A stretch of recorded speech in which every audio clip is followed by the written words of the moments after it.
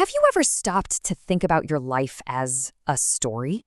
A whole saga with a beginning, a middle, and an end, packed with twists and turns and amazing transformations. Well, today, we're going to look at the actual map psychologists use to chart that exact journey. It's called lifespan development. And this image, wow, it just perfectly captures the whole scope of that journey, doesn't it? From the moment we're born to our final years, we are constantly, and I mean constantly, changing. This isn't just about getting older. It's about fundamentally becoming someone new over and over again, physically, mentally, and socially. Which, of course, brings us to the biggest question of all, the one that sits right at the heart of this entire field. How does this happen? What are the forces that shape us into the unique people we are right this second? And the formal answer, is lifespan development. But the key here is that it's a scientific study.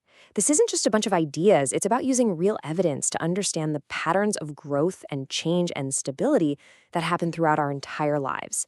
It's kind of like the official instruction manual for the human experience. So, okay, if we have this map of a human life, how do we actually read it? I mean, what are the key landmarks and terrains that psychologists are even looking for when they try to chart something so incredibly complex? Well, they basically break it down into three core dimensions. First up, you've got the physical stuff. That's everything from growing taller to how our brain develops. Then there's the cognitive dimension, which is all about how we think, learn, and remember. And finally, the psychosocial dimension. That covers our emotions, our personality, and that whole complicated web of our relationships. All right, so we know what they're looking at, but how do you actually go about studying these things across an entire lifetime? That's a huge task, right? So you got to have a strategy.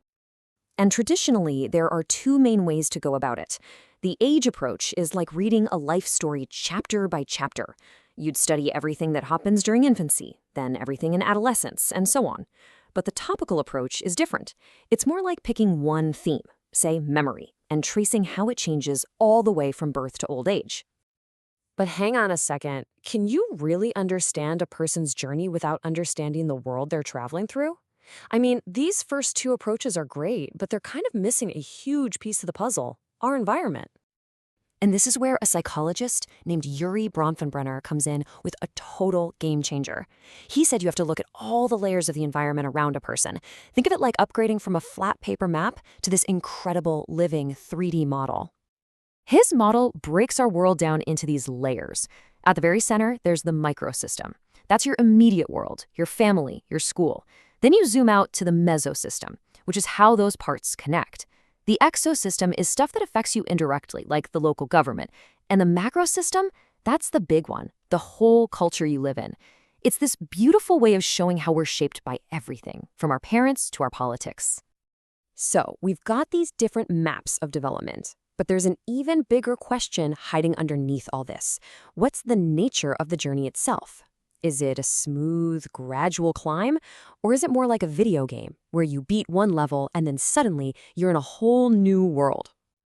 This slide just nails the two sides of that debate. The idea of continuous development says we change gradually, like a tree getting taller inch by inch. But discontinuous development, that view argues that we change in these big, abrupt stages, kind of like a caterpillar suddenly dramatically transforming into a butterfly. Each stage is just fundamentally different from the last. And this idea of distinct stages was championed by some of the absolute heavy hitters in psychology. So let's meet three legendary guides who each drew their own fascinating map of our life's journey, all based on that level up idea. First up, the one and only Sigmund Freud. His map was all about our early childhood.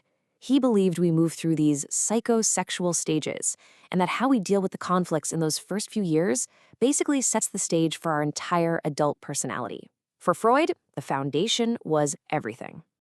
Our second guy, Erik Erikson, took Freud's ideas and just blew them up into something much bigger. He argued that our development isn't just about childhood urges. It's a social process that keeps going our entire lives. His map has 8 stages, and each one is defined by a big social challenge we have to figure out. Just take a look at this. During our teenage years, the big task is identity versus confusion, literally figuring out who you are. If you succeed, you get a strong sense of self. If you struggle, you can feel lost. Then, in young adulthood, it's intimacy versus isolation. Erikson showed us that every single age has its own crucial mission in building who we become. And that brings us to our third legendary guide, the brilliant Jean Piaget. Now, while Freud and Erikson were focused on personality and emotions, Piaget was fascinated by something totally different. Piaget was all about the mind. He had this revolutionary idea that our ability to think doesn't just grow, it transforms. He argued that kids aren't just little adults who know less stuff. They actually think in fundamentally different ways. And these ways of thinking evolve through very specific stages. And you can see that leap right here. A little kid in the pre-operational stage might really struggle with logic, but once they hit the concrete operational stage around age 7, bam, they can suddenly think logically about real-world things. It's like getting a massive software update for your brain. Okay, so we've seen the maps, we've met the guides, but all these amazing theories make you wonder, right? How do modern psychologists actually know any of this? What tools are in their toolkit to actually go out and study an entire human life? Well, they have a whole range of methods. They can use naturalistic observations, which is basically just people watching in a scientific way. They can do super in-depth case studies on one person, use surveys to get info from huge groups, or even run experiments to figure out cause and effect. But the real strategy comes down to how they track change over time. Think about it like this. A cross-sectional study is a quick snapshot. You compare 20-year-olds, 40-year-olds, and 60-year-olds all at once. A longitudinal study, though, that's like a feature film. You follow the exact same group of people for decades, watching their life story unfold. And the cross-sequential approach, that's a clever mix of both, giving you an even richer picture. You know, in the end, all of these theories, all of these models and methods, they all come back to this one simple but really powerful idea.